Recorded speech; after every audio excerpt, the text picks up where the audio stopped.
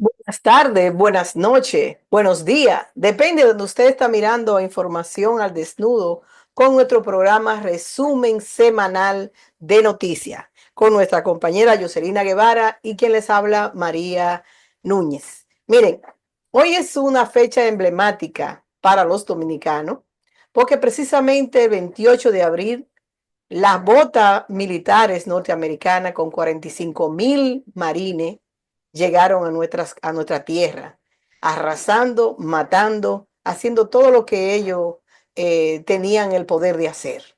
Los dominicanos y dominicanas se enfrentaron a un ejército armado muy bien equipado, prácticamente con piedra, con lo que tuvieran en las manos. Y por eso hubo muchas muertes que hoy todavía no se contabilizan. Pero ¿por qué se da esta intervención el 28 de abril? Se da por el fantasma del comunismo en Cuba. En República Dominicana teníamos un gobierno democrático, un gobierno interesado por los intereses del pueblo, donde incluso había una constitución que era una constitución de pueblo. Ese gobierno lo presidía el profesor Juan Bosch. El profesor Juan Bosch representaba para Estados Unidos un peligro, eh, un peligro en el sentido de que podría convertirse en otra cosa. Por esa razón, a los 7 meses de gobierno le dieron un golpe de Estado y comenzó la inestabilidad en el país. Se da una revolución, la revolución de 65, donde el pueblo dominicano exige y parte de los militares que se integraron a este movimiento constitucionalista exigiendo el retorno de Juan Bosch. Pero finalmente esta revolución, que fue una fecha y sigue siendo una fecha heroica, histórica para el pueblo dominicano, hoy se ve amenazada por eh, hacerle olvidar a la gente qué pasó, cuál fue el sacrificio que hicieron los dominicanos en esa revolución, donde también participaron algunas personas que no eran dominicanos, pero que sí se solidarizaron y fueron parte de esa revolución. La mujer participó activamente en todo ese proceso. Finalmente, los norteamericanos llegaron el 28 y lograron romper con ese esfuerzo tan grande que tenían los dominicanos. Y llegaron a acuerdo. El dirigente, que era Camaño en ese momento, constitucionalistas, llegaron a un acuerdo para evitar el derramamiento de sangre, porque era imposible pelear con los norteamericanos con armas sofisticadas y el dominicano prácticamente desarmado. Y solamente una parte del país en la capital, no era en el país entero, sino una parte de la capital. En la capital era que se te estaba dando este evento histórico y revolucionario en el país. Así que hoy, 28 de abril, tenemos que recordarlo con gran, eh, ¿verdad? Recordar esas vidas que se, que se perdieron allí por lo que creían y por lo que siguen creyendo que el país merece destino diferente, gobierno diferente, un gobierno que se preocupe real y efectivamente por el pueblo dominicano. Buenas noches, buenos días, Jocelina, pero tenía que levantar esta bandera porque también vamos a hablar de qué pasó en República Dominicana ayer y aquí también en el país, en Estados Unidos. ¿Cómo estás? Hola María Luisa, bueno, saludos a toda la audiencia de Resumen Semanal de Noticias hoy 28 de abril de 2025. Bueno, comenzamos haciendo María Luisa Núñez esta reflexión acerca de la invasión de los marines en República Dominicana. Bueno, María Luisa, hoy es una fecha también histórica para Europa porque sucedió lo que ellos tanto temían, el apagón en España, Portugal y parte de Francia. Bueno, un caos. Le decimos a nuestra audiencia, bueno, que verdaderamente España está en un estado de emergencia, no funcionan los semáforos, no funcionan los servicios básicos.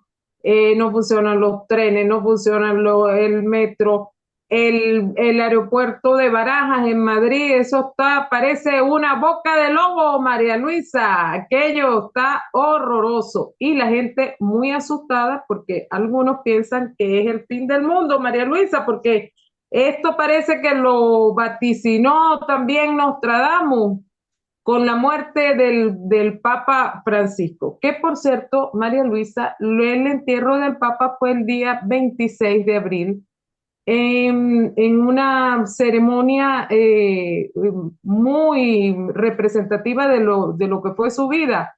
Porque fíjate, hubo la ceremonia, digamos, con los políticos hipócritas que fueron allí, en la Plaza San Pedro, donde estuvo Trump, estuvo Melania, estuvo Milei, estuvo Ursula von der Leyen, estuvo la Meloni, Giorgia Meloni, estuvo Macron, estuvo Zelensky, María Luisa, gente que lo adversó por sus posiciones en favor de los más desposeídos, gente que lo adversó por su posición a favor de los migrantes, del respeto de los derechos humanos. Pero este Papa lo fregó a toditos, María Luisa. ¿Por qué? Porque hubo esa ceremonia allí, en la Plaza San Pedro, con toda esa cantidad de políticos. Pero el verdadero entierro salió, el féretro salió de allí, de la Plaza San Pedro, rumbo a la iglesia Santa María Mayor, donde verdaderamente fue el entierro, porque el Papa, fíjate que el Papa Francisco no quiso que su tumba estuviera allí en el Vaticano, sino en esta iglesia, que es una iglesia donde él iba siempre antes de hacer cualquier viaje o cualquier evento importante, él iba a rezar en esta iglesia de Santa María Mayor. Bueno, allí fue su entierro, una tumba muy sencilla, con una lápida que solamente dice Francescus, y allí con el pueblo, sin los políticos. Bueno, para resumir la noticia acerca del Vaticano, el día 7 de mayo va a comenzar el cónclave, donde van a escoger al próximo papa. Bueno, María Luisa, están 135 cardenales que van a ser los electores de este nuevo papa, pero al menos una centina, o sea, al menos 100 papas, 100 cardenales fueron elegidos por el Papa Francisco, 100 de estos cardenales, y bueno, es posible que haya una continuidad en las reformas que hizo el Papa Francisco a la Iglesia Católica. Bueno, ellos van a estar allí encerrados en la Capilla Sistina, no van a tener contacto con medios de comunicación, les quitan los celulares, no tienen ningún tipo de contacto con el exterior hasta tanto no sean elegido, no hayan elegido el próximo papa. Hacen 4 escrutinios diarios y de estos 4 escrutinios diarios debe de salir el próximo papa que regirá bueno, el destino de la Iglesia Católica. Bueno, eso es lo que te puedo decir con respecto al Vaticano, María Luisa. Yo espero que a quien elijan, como él tuvo la oportunidad de elegir y de trabajarlo y afectarlo ideológicamente a esos 100 obispos, que de ahí salga por lo menos un obispo o un papa consciente, un papa que se interese, que sea humanista. No le pedimos más, que sea humanista, porque solamente con ser humanista es suficiente para enfrentar todos los problemas que hay en este mundo, todas las injusticias, todos los asesinatos. El ser humanista te pone a ti en una condición que te hace ser diferente a las demás personas. Mira, es importantísimo ver quién va a salir que si van a seguir la encíclica que él ha creado, porque también dejó escrito por dónde debe ir la Iglesia Católica. O sea, que no dejó esto así a lo que tú quieras, sino que si tú quieres, tú tienes una guía y él la guía la dejó. Entonces, aparte de su legado, dejó una guía escrita, que eso es lo importante en última instancia. También nos enteramos que Trump y Zelensky se reunieron allá y que hubo una buena reunión y que probablemente seguimos por ahí para abajo hablando del cese al fuego en Ucrania, sabiendo que ya Rusia ha liberado Kursk, que es una de las ciudades emblemáticas rusas que entró lo ucraniano con una gran cantidad de militares y que perdieron cantidades de militares. Nosotros, por ejemplo, nos enteramos del procedimiento que usaron los rusos para lograr esa gran victoria y fue meterse por debajo de los túneles que habían sido destruidos, que por ahí pasaba gas. Los túneles donde pasaba gas, ellos lo convirtieron en un medio para llegar de la retaguardia a los militares ucranianos, donde tuvieron que salir huyendo una parte, otros murieron, otros entregaron las armas. Y ahí entonces viene el proceso de recolección de información de qué realmente ellos fueron dejando a su paso, donde había mucha desolación, muchas personas asesinadas, encontradas en el basement de la casa, donde la agresividad y el odio contra los rusos específicamente fue expresado en esa comunidad rusa. O sea que aparentemente va a haber un acto a fuego, va a haber un acto a fuego por las celebraciones que tiene Rusia, pero no sabemos si va a haber un acto a fuego definitivo, porque Zelensky todavía está en el medio, todavía es un artista en medio de esta desgracia que le está pasando a la humanidad de esta guerra. Sigue siendo el artista. ¿Qué diría? Sí, bueno, fíjate María Luisa, un dato.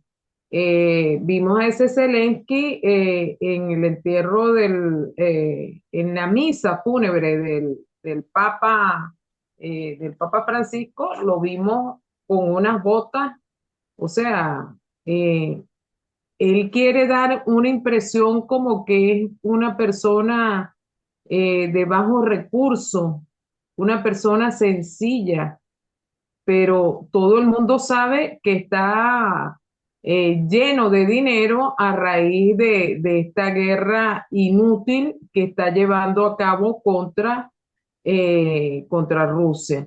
Bueno, y fíjate que justamente tú hablabas acerca de la celebración que tiene Rusia. Rusia celebra el 9 de mayo el Día de la victoria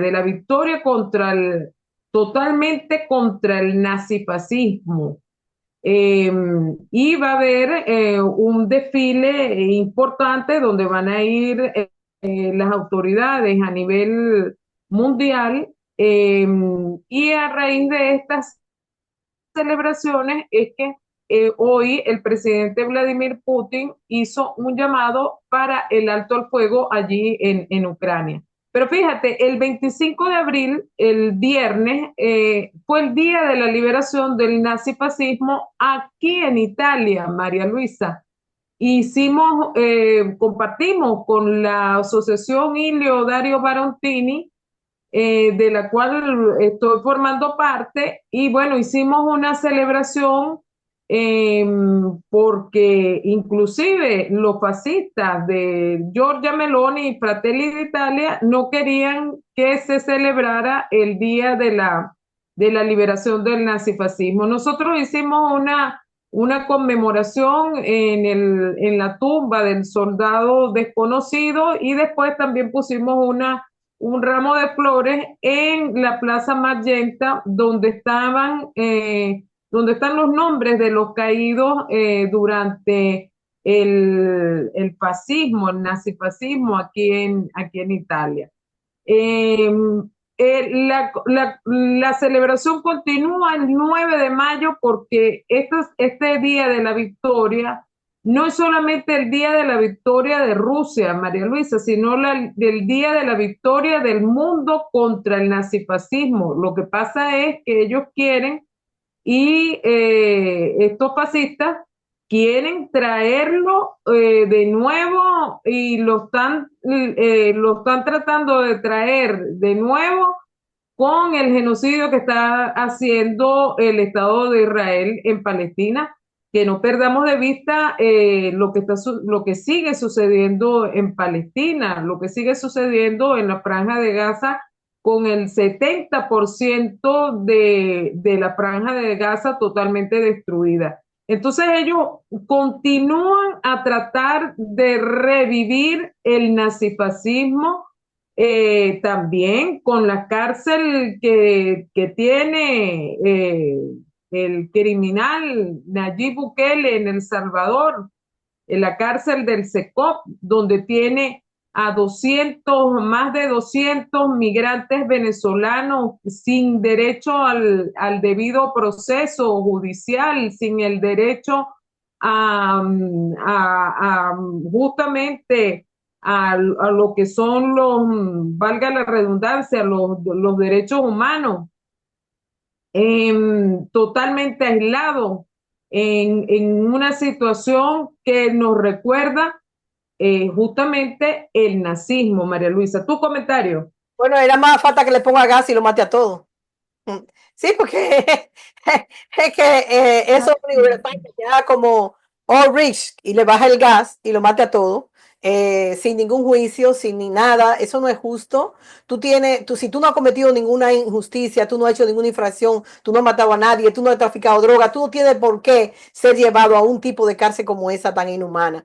Él no va a salir bien porque sabemos que eso no se va a quedar así. Hay mucho movimiento a nivel internacional, además de que se va a llevar a la Corte Internacional este caso de este señor. Venezuela lo ha estado denunciando y va a llegar hasta las últimas consecuencias. Pero cuando cuando tú decías del nazismo, que vamos a recordar la victoria del nazismo, tenemos la mala noticia de que el nazismo está resurgiendo en cada uno de nuestros países, con la juventud, no ni siquiera con la persona adulta, sino con la juventud, que no tienen formaciones políticas, pero sí son arrastradas por la virtualidad, por el escándalo, por la propaganda, por el WhatsApp, por el Facebook, y esos jóvenes son arrastrados a ese tipo de cosas. Por ejemplo, en República Dominicana ayer hubo una marcha recordando el 25 de abril, recordando a la revolución y además el 84, que también fue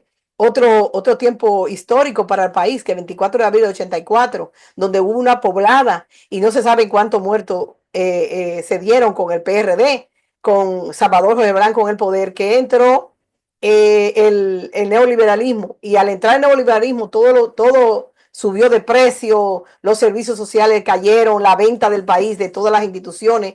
Entonces hubo una reacción por parte del pueblo y fueron asesinadas una cantidad enorme de personas. Se hablaba de una banda blanca. Ahora en República Dominicana está resurgiendo otra banda que le llaman una orden, la vieja orden, que se está encargando de la represión de las personas que participan en movimientos políticos y que ellos lo bautizan como pro haitiano, porque no es otra cosa.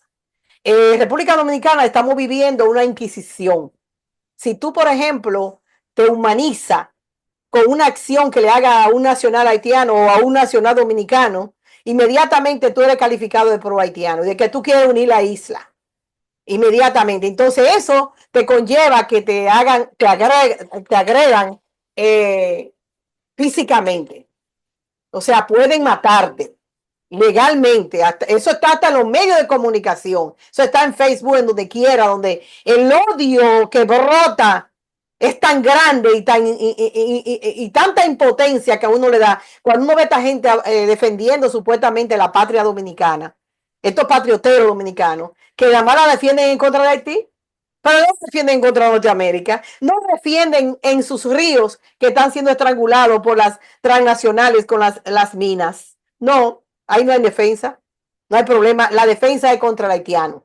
Y no todo haitiano, el haitiano pobre que va a pie a buscar sobrevivir. Claro, nosotros estamos diciendo que hay cosas que no se cometen, que se cometen acciones de violencia de parte y parte, tanto dominicana como haitiana, y que eso debe ser repudiado por todo ser humano. Pero también el hecho de haber una inmigración ilegal en el país, que simplemente lo que hace es fortalecer económicamente a los militares que están dirigiendo la frontera porque se llevan la cantidad de dinero de bolsillo a empresarios dominicanos y no se resuelve el problema migratorio porque no conviene. ¿Por qué no conviene? Porque cuando tú no quieres pagarle a un haitiano, fácilmente tú le dices, ahí viene la camiona, se van, se lo llevan y no le pagan. Además de la forma de pagarle también es bastante calamitosa con relación al dominicano. Entonces, en esta marcha hubo la nueva Fíjate, participó. fíjate, María Luisa, para que nuestra audiencia entienda más o menos qué es lo que está pasando allí. República Dominicana es una isla que se llama La Española, o se llamaba La Española, le dieron ese nombre los españoles, La Española, y estaba dividida o está dividida en dos partes. Una parte está República Dominicana y la de la otra parte de la isla, que fíjense que es una sola isla, pero dividida. De la otra parte de la isla está Haití. Cuando María Luisa menciona la camiona es una camioneta de migración de República Dominicana con funcionarios policiales de República Dominicana, donde meten a los migrantes haitianos sin mediar palabra en una acción de total salvajismo. E inclusive, María Luisa, hablábamos el otro día con un compañero y nos decía que inclusive se llevaban hasta dominicanos, los metían en esa camiona. ¿Es así, María Luisa? Pasa es que si tú no tienes cómo demostrar, y a veces teniendo cómo demostrar que tú eres legal, no importa, si tú eres prieto, y la mayoría de los dominicanos somos prietos, y bembón, porque nosotros tenemos una herencia muy cercana, nosotros venimos de la misma raíz, nosotros venimos de la raíz africana, e indígena, española, esa es nuestra raíz. Entonces, mujeres, lo que ellos están alegando ahora mismo que mujeres, las mujeres parturientas van al país y están sacándole el dinero del erario público para que le paguen a esa parturienta. Incluso han parido en la calle, mujeres han parido en la calle. Porque es que yo no entiendo cómo la gente puede, como, porque aquí viene gente a Estados Unidos con visa de paseo a parir para que su hijo salga americano. Pero si tú, por ejemplo, no puedes tener la condición en un país determinado, pues tú paras donde tú estás. Si llegó la hora del parto, tú paras donde tú estás. Puede ser que tú lo calcules, porque tú vives ahí y tú quieres que tu hijo tenga otra condición, porque Haití hay una situación muy crítica de violencia, ¿verdad? Unas bandas que son organizadas y armadas por los extranjeros, por Estados Unidos, que en la mayoría de armas la venden ellos. Entonces, eso significa que hay una inestabilidad tremenda. La gente está prácticamente a expensa de que lo maten. Entonces yo salgo corriendo ¿para dónde? ¿Para donde yo me puedo ir a pie? Y República Dominicana es el espacio. No es justo, pero tampoco nosotros podemos actuar de la manera que se está actuando. Por ejemplo, hay un odio tan grande contra los comunistas, los socialistas, porque también está todo involucrado, señores, no solamente de que hay haitianos, todo el que dice algo inmediatamente es fichado. Nosotros tenemos nuestra fichita por ahí. Tiraron un youtuber que nos mencionó, porque hemos hablado de que es importante la humanidad. Yo no estoy de acuerdo con la violencia en ninguna parte. Yo no quiero que sacrifiquen a nadie. Yo creo que el ser humano tiene derecho a vivir, a vivir. Ahora, si tú cometes un crimen, usted tiene que ser castigado, no importa quién sea. Pero el problema es que como no hay esa preocupación de castigar los crímenes, porque los mismos criminales son los dueños de nuestros países, son los ricos en su mayoría, que su fortuna siempre está salpiqueada de sangre, porque le dan todos los beneficios. Mira lo que pasó en República Dominicana con el problema de Yese. ¿Mm? ¿Cómo han tratado de justificar el dueño de Yese? ¿Cómo lo han tratado? Porque es un poder, un tipo que tiene todo el poder en el país, es prácticamente el presidente, porque está tan pegado del presidente que es como si fuera el presidente. ¿Y qué? No quieren que no le afecte, ni moralmente, ni que caiga preso, cuando él sabe que él dejó destruir el local, ¿verdad? Por seguir ganando dinero. Porque él pudo cerrar el local y prepararlo bien y volverlo a abrir, porque era como si fuera marca país, este Yesé. ¿Y cuántos muertos no hay? Se hablan de 420 personas que murieron. ¿Y cómo murieron? Murieron de muerte natural. ¡Qué bien! De muerte natural. Naturalmente, si te cayó una cantidad de blow encima, tú tienes que morir. Entonces, tú entiendes, como uno se da cuenta que hay cosas que ya uno ni siquiera tiene que ser muy inteligente para darse cuenta qué es lo que está pasando en los países de nosotros. Y bueno, Bueno, hablabas acerca de las mujeres parturientas. Fíjate, la semana pasada, a finales de la semana pasada, salió una noticia de una migrante que retornó en Venezuela a través del Vuelta a la Patria, del programa Vuelta a la Patria, y le entrevistó la periodista Madeleine García. Esta señora contaba, bueno, una señora muy joven, María Luisa, ella contaba que a su niña, una niña pequeña, se le había quitado la migración de norteamericana y la habían llevado a una familia, le habían asignado a una familia cuya familia después fue acusada de abusos contra los menores que estaban dentro de esa casa.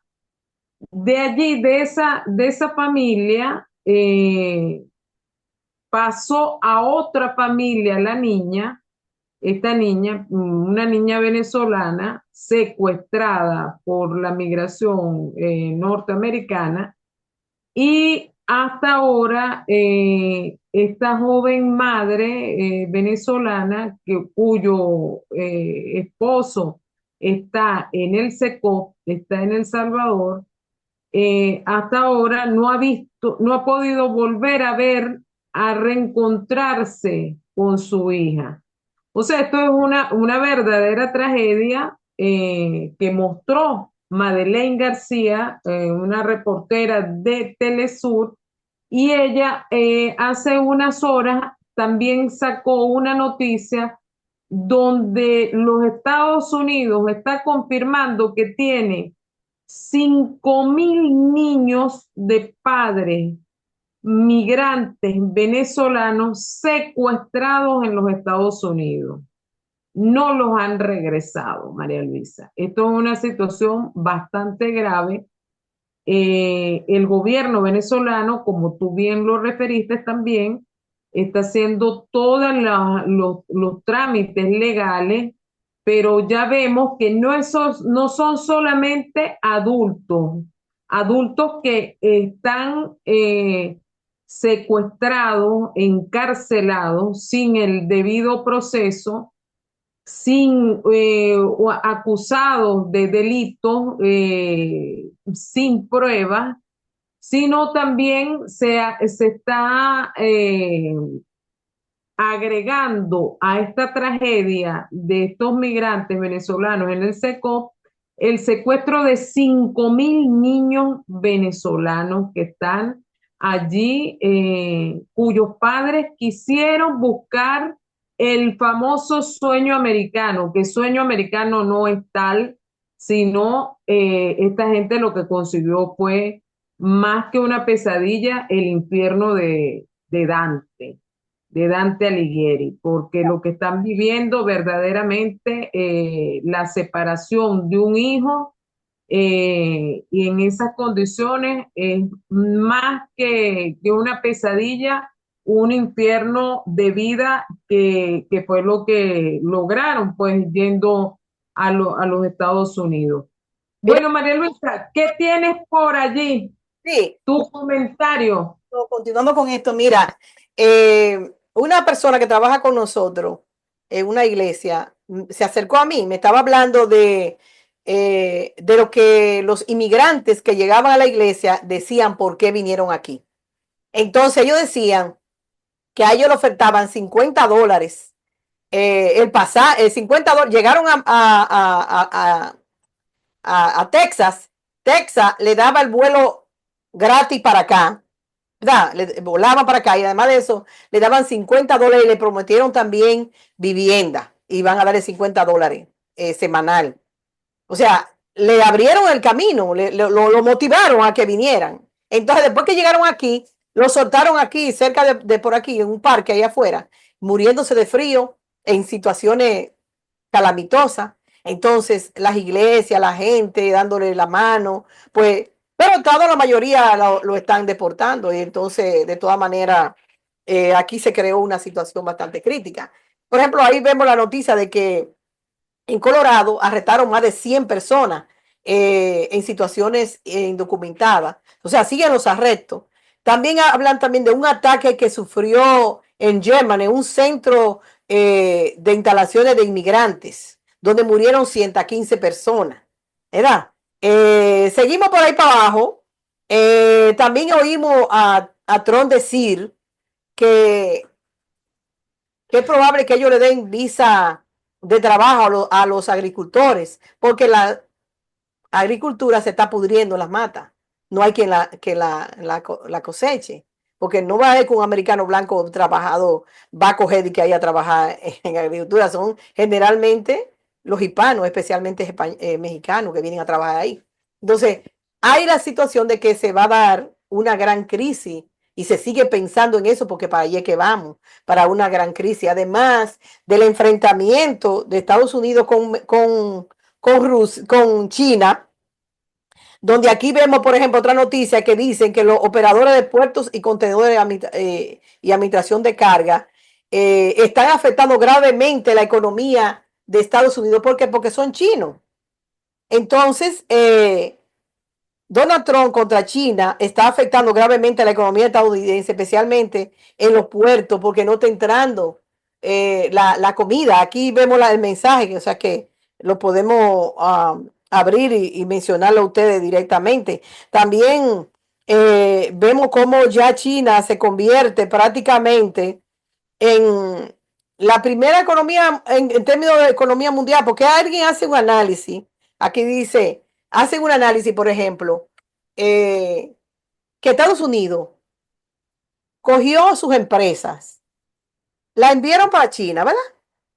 Para que China le hiciera los productos y ellos usarlo aquí. Entonces, ¿qué pasa? Que ellos pensaron que los chinos se iban a quedar solamente con la idea de producirle las cosas y mandarlas para acá.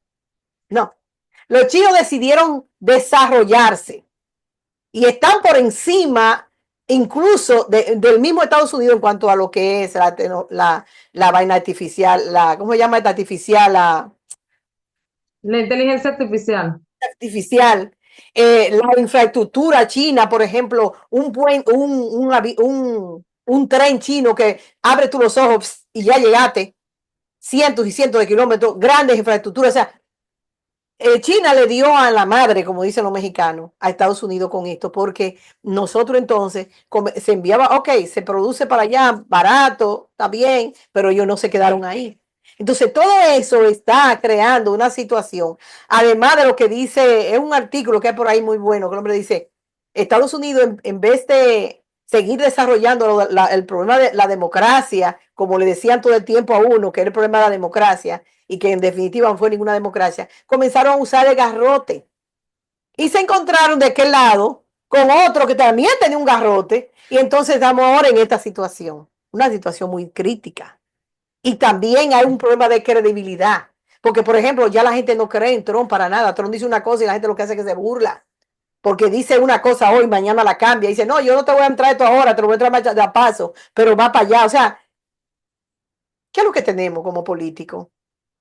¿Quién es que nos está dirigiendo Bueno, ese fue el político que escogieron los norteamericanos, pues. O sea, en medio eh, de su desespero, bueno, le creyeron, María Luisa. Un gran porcentaje le creyó, pero está perdiendo la credibilidad en estos momentos porque prometió y parece que esta cuestión de los DASI o de los aranceles, bueno, fue toda una artimaña para que sus amigos ricos, riquísimos, se volvieran más súper ricos. Bueno, les actualizamos lo que está pasando en estos momentos en España. Bueno, apareció Sánchez, Pedro Sánchez, tras más de 5 horas del apagón generalizado en España, apareció Pedro Sánchez tratando de bueno, de paliar la situación y de darle cierta seguridad, pero aquí tampoco los españoles parece que no le creen mucho a este señor. Bueno, desde Portugal, María Luisa, están desmintiendo que el apagón haya sido por causa de un fenómeno atmosférico. Fíjate que la agencia Reuters había dicho que el apagón era por un fenómeno atmosférico extraño. Bueno, el operador eléctrico portugués SIC, bueno, está desmintiendo esta noticia de Reuters. Bueno, María Luisa, lo que estamos viendo es que las grandes agencias de noticias, bueno, están metiendo la pata, pero feísimo. Y se lo decimos así de manera coloquial, como hablamos en Venezuela, pues. O sea que se están volviendo una serie de fake news. Antes nosotros como periodistas, bueno, confirmábamos la fuente si venía de, por ejemplo, de Reuters o si venía de Bloomberg, era una fuente que tenía credibilidad, pero ahora no se puede creer en nadie, María Luisa. Solamente pueden creer en Info al Desnudo, como todas las semanas estamos aquí con ustedes. Sí, Bueno, ¿qué más tienes por ahí, María Luisa? Porque creo que ya nos vamos porque ya son las 6:08 aquí de la tarde, aquí en Italia. entonces, ¿cuál es la razón por la cual se fue la luz? No hay nada concreto. No dicen, supuestamente pareciera que es un ciberataque, pero no está confirmado. Y por supuesto, si es un ciberataque, ya tú sabes a quién van a echarle ese muerto. Ya tú sabes A aquí. los rusos. A Sí, los rusos, a los rusos, sí. evidentemente. Es que eso es terrible cuando aquí se fue la luz una ocasión y estábamos locos todos estábamos locos, locos. Es una cosa terrible porque tú no te impuestas a eso, a la oscuridad. Tú los países tuyos sí, pero en estos países desarrollados, tú no te impuestas a eso y entonces como que la pupila de nosotros no se adapta a eso. Aquí por donde quiera hay luz. Es muy lamentable. Mira, yo te voy a leer esto, un pedacito rapidito aquí. Dice Trump y Musk y la nostalgia de apartheid en Sudáfrica. Dice, Donald Trump se despertó esta mañana con una declaración loca, diciendo que las tierras arrebatadas a los blancos tras el fin del apartheid en Sudáfrica debería ser devuelta a sus antiguos dueños. Pero Trump y su amigo Elon Musk parecen haber olvidado un detalle fundamental.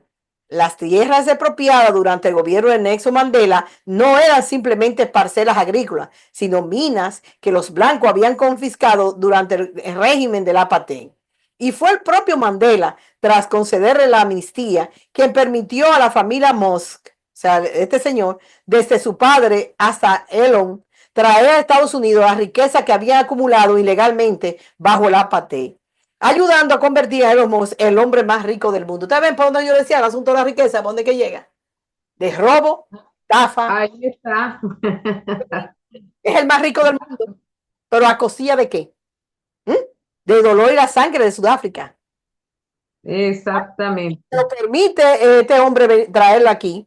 Bueno, quizás no tenía otra acción, porque él llegó de la cárcel a ser presidente, Mandela. O sea que de 27 años en la cárcel, salir y ser presidente es un acto heroico de mencionar a toda prueba.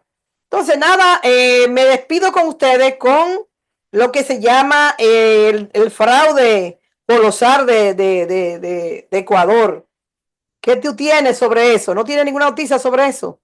Bueno, fíjate, hubo un analista ecuatoriano, porque ahora salen estos expertos en comicios electorales, entonces diciendo de que Luis había perdido en la zona de la sierra, que inclusive gente de la clase alta y de la clase digamos, de los indígenas, habían votado por Noboa. Bueno, estos son de los falsos analistas, María Luisa, que quieren, bueno, que quieren enmascarar el fraude que hizo Noboa.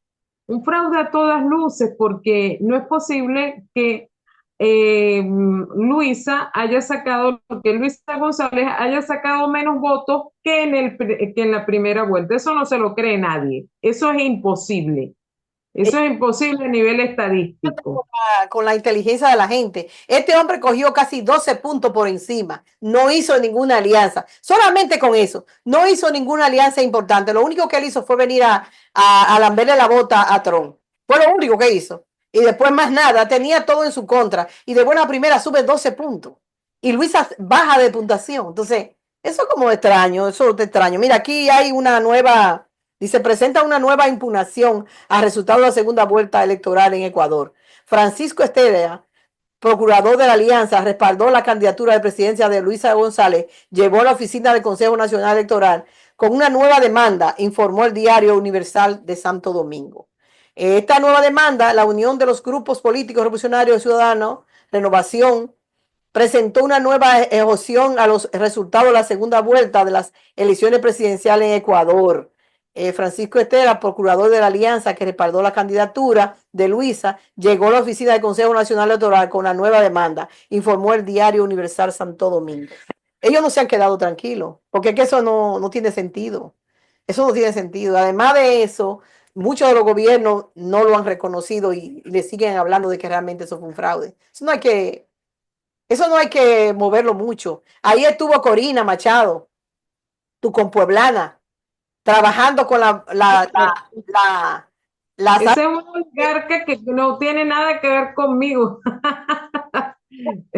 compueblanas. No entiendo acá contigo, claro que no. Yo digo compueblana porque son venezolanas.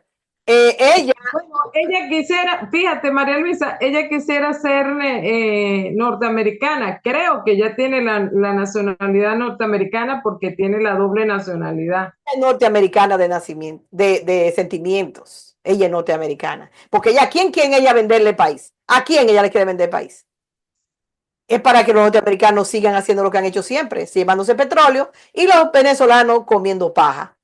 Eso es lo que ella quiere, en definitiva. Entonces, ella con esa acta que ella hizo, que no llegó a ninguna parte porque realmente no había fórmula, porque ella no se metió en el CNE, en Ecuador sí lograron ellos levantar, pero también quedó el problema de que no hubo firma. No haber firma, las actas no sirven, pero ellos no quieren reconocer eso. Señores, hasta la próxima. Bueno, hasta la próxima semana, María Luisa, y bueno, a toda la audiencia. Chao. Gracias por estar ahí pendiente de nosotras, hablando sobre noticias, informando sobre lo que viene pasando en el mundo. Necesitamos que se pongan al día de lo que está pasando para podernos defender. Muchísimas gracias. Arrivederci.